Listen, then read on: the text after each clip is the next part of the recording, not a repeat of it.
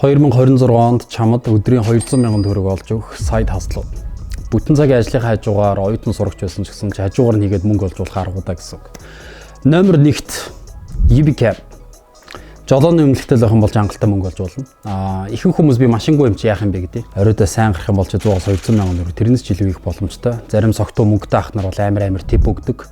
Би ингэж ажилдаг зөндөө дүүнрийг мэднэ. Тэгээ тэрүүгээр хангалттай мөнгөө эхлээ хийж агаад дараа нь тэнцэнээс багаар машины мөнгө цуглуулж агаад жижиг машинаас нь эхлээд явсаар агаад UbiCab Black гэж яваад дийшлдэг хүмүүс байна. Бүр хуучин оны Альфард авч байгаа тэрийг төлөө дуусч чадж байгаа ч хүмүүсүүд байна. Тэр UbiCab дээр бол ер нь сайн явж чадах юм бол мөнгө хийж болдог. Дээрээс нэг том давуу тал нь юу гэхээр маш их хүмүүстэй танилцах боломжтой. Бас нэг юм нь юу гэхээр чи утсан дээрээс хажуугаар нь давхраас онлайн бизнес дээр хийгээ явж болно. Контент хийсэн ч болно. Тэгэхээр UbiCab бол номер 1 дахь сайт хасл байна. Хоёр дахь сайт хасл юу гэхээр видео эдитлэх. Хэрвээ чи видео жоохон эдитлж чаддаг, CapCut дээр ажиллаж чаддаг л байх юм бол ер нь хавийн бизнесийн байгууллагуудын маркетинг дээр жоохон хөөрхөн рeel хийгээд өгөөд магадгүй ч 100 мянган views аваад сурцсан л бол энэ ч өөр амар ур чадвар. Ямар ч байгууллагуудаа очиод би зайнаас ажиллая гэж гэрээ ичж болно. Эсвэл би бүтэн цагаар ажиллахгүй би ирээд видеонуудыг чи эдитлээ зайнаас ажиллачаа гэж болно. Эсвэл чи хувь хүмүүст тодорхой компаниудад нэг reelээ ширхгээр нь үнэлээд бас зарж болно. Тэгм бол магадгүй гадуур нэг бүр амар супер эдиттэй биш юм бол нэг 50-100 мянган төгрөгөөр чи нэг reel эдитлж өгөөд зайнаас ажиллаа яваад болно гэсэн үг. Файлыг нэг transfer авна уу, очиж авна уу гэж зайнаас эдитлээд яваад авах бас боломжтой. Тэр энэгээрээ давхар сайт хасл хийж болж байна. Гэтэ яалчгүй энэ өөрөө чиний эдитлэг хурдтай ч хамаатай. Тэгээ чиний өөрөө мэдрэмжтэй ч мэдлэгтэй ч бас амар хамааралтай. Тэгэхээр ер нь тодорхой хэмжээнд эдитлждэг бол гайгүй мөнгө олж болно шүү. Өдөрт бол 200 мянган боломжтой гэж бодож байна. Гуравт юу ихээр user generated content хийх. За энэ заавал ч өөрөө царайгаа гаргаад инфлюенсер байх хэрэгтэй, олон дагагчтай байх хэрэгтэй гэсэн үг биш. Миний хувьд хэлэх зүйл нь юу гэхээр e-commerce гэдэг онлайн дэлгүүрүүд рүү өөрөө шууд DM бичиж ороод миний хоолой мандажгүй би гоё ярьж чадна. Би скриптийг нь ChatGPT-гээр гаргаад би тэрийг уншаад өгч чадна гэж хэлээд байгууллагуудад зүгээр өөрөө яг барааг нь хэрэгжилж байгаа юм шиг видео бичиж өгөөд тэгээд тэрийг зарж болно шүү. Тэгэхээр нэг байгууллагатай магадгүй би 50 мянга 100 мянган төгрөгөөр нэг UGC контент өөрчий хийж өгье гэгээд гол нь чиний хоолой ч гоё яваад цэвэрхэн ярьж чаддаг байх юм бол иймэрхүү төрлийн хүмүүс бол маш эрэлттэй. Яг тэр ихэнх e-commerce гэдэг залууч нь өөртөө залуу яриа сайн чаддаггүй, царайгаа гарах дургүй хүмүүс байдаг. Тэгэхээр өөртөө UGC хийж чадахгүй, influencer hire хийхээр нөгөөд нь жоохон үнэтэй. Магадгүй 500 мянга сая, 2 сая, 3 саяг явчихна.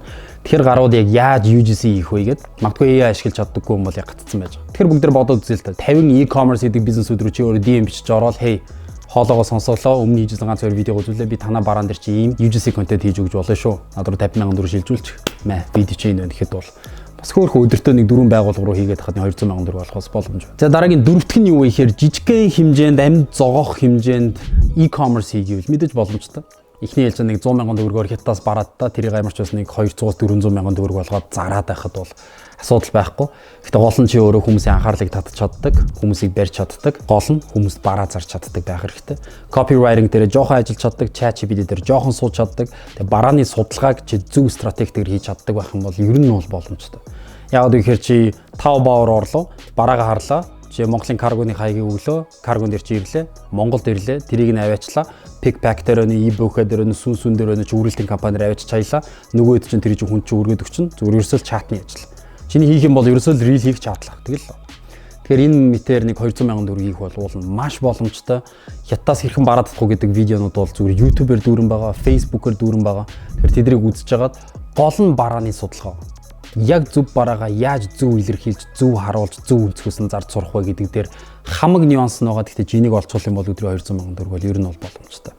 За хамгийн сүүлд нь юу вэ гэхээр мэдээж чамд ямар нэгэн багасаа хичээлсэн, олон жил хичээлсэн ур чадвар байгаа бол магадгүй чи пилтасаа урж чаддаг, магадгүй чи эмүүлс сайн буддаг, магадгүй чи төгөлдөр уур тоглож чаддаг бол тэ энэ бүх ур чадваруудаа зарж болно. Үндсэн ажил сургуулийнхаа хажуугаар бол магадгүй төгөлдөр уурын багш хийдэгсэн жүү, чи барилга дээр очиж пилта өрдөгсөн жүү, юу л чаддаг байна. Чаддаг юм болгоно чи бусдад хийж өгж энийгээ үнэлж болно гэсэн үг. Тэр иймэрхүү байдлаар чи ур чадвараа зарах байдлаар ажиллаж болж байна. Гэтэ ур чадвараа зарахын тулд мэдээж чи бусдад өөрийгөө таниулах хэрэгтэй. Тэгэхээр social media дээр тодорхой хэмжээний контент хийгээд иймэрхүү зүйлүүд хийгээд өгч чаддаг шүү гэдгийг харуулчих юм бол тэгээ зөв call to action-ыг хүмүүсийн анхаарлыг татаад бариад санал offer өгч чаддаг л бол ер нь бол ямар ч асуудал байхгүй. Сүүлд нь бонус олгоод нэмээд нэг жижигхэн сэжүүр өгөхөд AI дээр жоохон ажиллаж чаддаг л бол ер нь бол маш том боломжууд байна.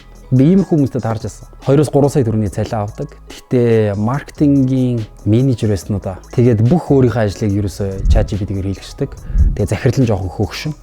Тэгээд нөхөрт ерөөсөө яг яаж хийдгээ хэлдэггүй. Тэгэл өөрийг нь ямар мундаг юм байл гэдэг. Тиймэрхүү аргаар мөнгө хийдэг хүмүүс байна. Тэгэхээр ямар нэгэн санаануудыг бизнес төсөл болгож өгдөг те хүнд тодорхой маркетингийн төлөвлөгөө гаргаж өгдөг. Эсвэл ерөөсөө л AI-ийн хийж чаддаг бүх юмнуудыг ихэнх хүмүүс автоматчилсан гэдгийг ойлгохгүй байгаа учраас тэр мэдлэгийн зөрүүн дээр мөнгө хийж болох аргууд байна. Магадгүй чи AI-аар вебсайт хийгээд хүмүүст хийж өгч болно. Чи AI-аар зурагнууд хийгээд хүмүүст тэрийг зарж болно. Чи AI-аар зохиол бичээд тэрийг зарж болно. AI-аар хүүхдийн буддаг ном зуруулаад тэрийг зарж болно. Ерөөсөө AI-ыг ухаалгаар ашиглаж чадах юм бол маш их мөнгөний боломжууд байгаа. Гэхдээ мэдээж энийг хийхэд тулд тодорхой хэмжээний капиталтай, мөнгөтэй байх хэрэгтэй. Яагаад гэхээр AI болгон ч өөрөө чамаас credit chart учраас нэг олон улсын карттай байгаад нэг ихний ээлжинд салхинд хийсгэх нэг $100 байхад бол үргэлжлүүлээд нэг өдөр болгоны 200,000 төгрөгийн сайт хасл үүсгэх бол хангалттай боломж байна. Тэгэхээр энэ аргуудыг 2026 онд ашиглаад ямар ч байсан мөнгө олж өнгө ороорой. Тэгээ тодорхой төвшөнд гараад ирэх юм бол дараагийн төвшний юмнуудыг нь явганд хуваалцсанаа. За амжилт.